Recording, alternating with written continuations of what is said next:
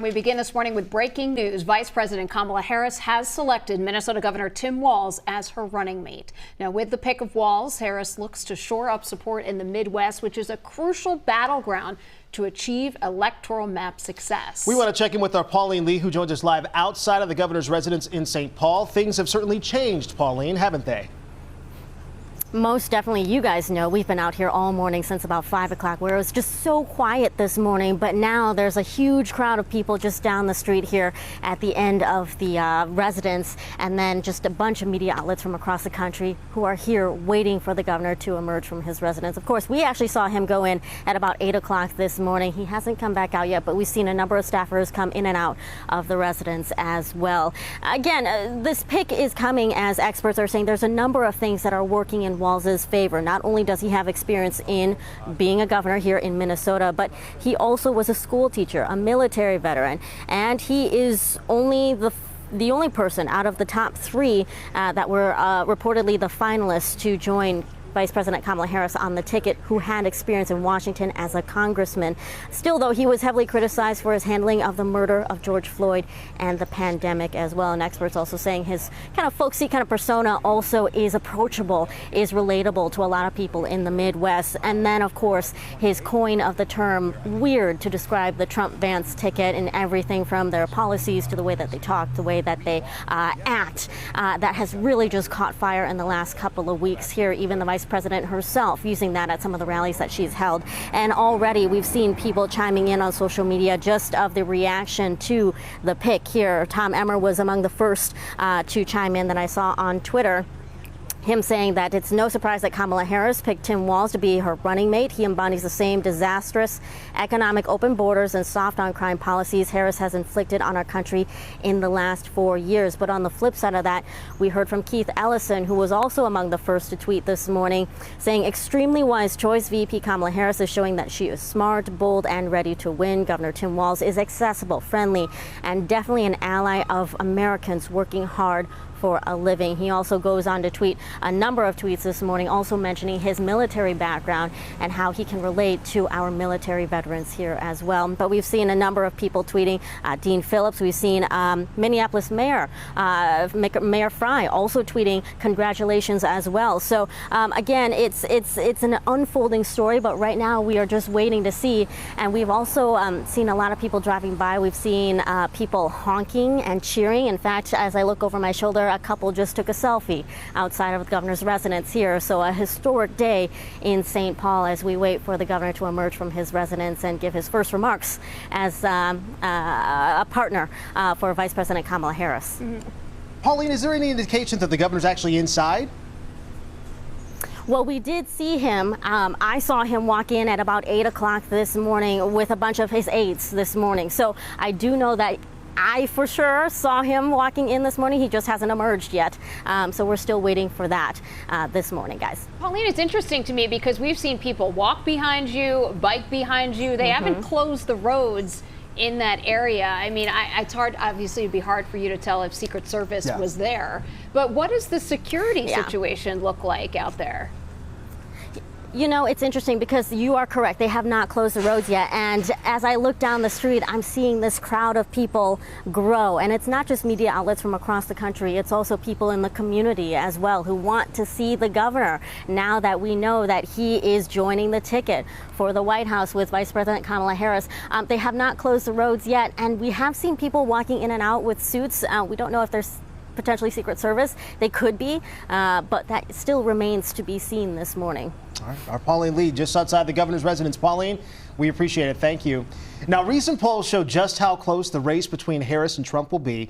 In battleground states, votes are split 50-50. Nationally, Kamala Harris has a 1 percentage point lead on former President Donald Trump. Now, Esme Murphy joining us now. Esme, you've known Governor Walz for a very long time now. You've been following this very closely. I think, Esme, if we had talked to you a month ago, 3 weeks ago, Governor Walz would not have been on anyone's radar for this. Did he just sort of come out of nowhere? What happened? Well, this is what happened. First of all, you're absolutely right.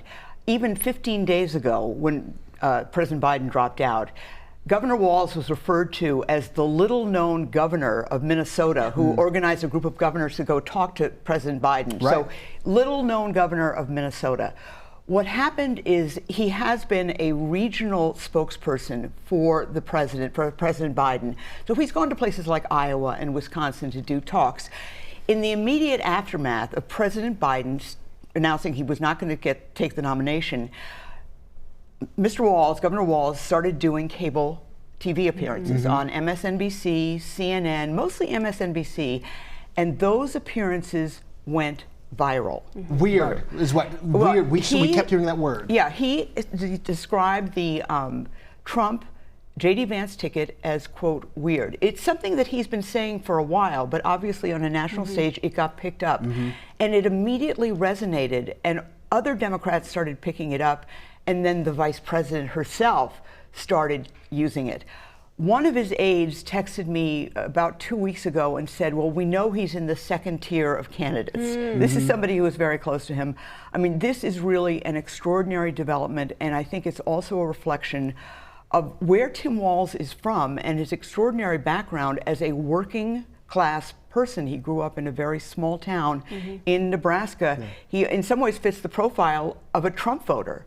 And he is here. I think it's going to be an extraordinary thing, but it's also nothing like this has ever happened, you know, in recent history. This kind of a pick coming from really nowhere to being potentially the vice president of the United States. Electorally, how does this help, if at all, Kamala Harris? Well, I think that there are going to be a lot of questions about that because everybody said that the smart electoral pick would have been Governor Josh Shapiro because he has 19 electoral votes. We just have 10.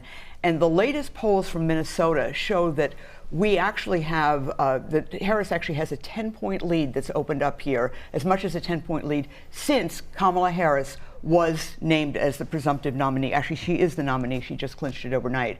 So it doesn't really help, but you know, in terms of the absolute math, and I think a lot of questions, I think you're going to hear a lot of questions about that.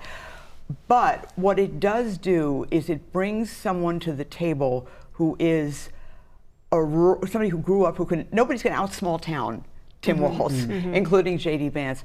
And also there were concerns. Michigan has, I think, about 16 electoral college votes, concerned that Governor Shapiro would not play well with Muslim groups who are concerned about his longtime backing from Israel, although Governor Walz's position is not really that different. But electorally, people are going to ask that same question. Esme, what does this mean for us now in Minnesota? Because I assume Governor Walz's job, quote unquote, campaign job, will be to travel across the country. What does that mean for us here? Well, I think what it means, I wouldn't be surprised if he keeps his job. Now, he could resign, but I wouldn't be surprised if he keeps his job. He's got another 2 years to go.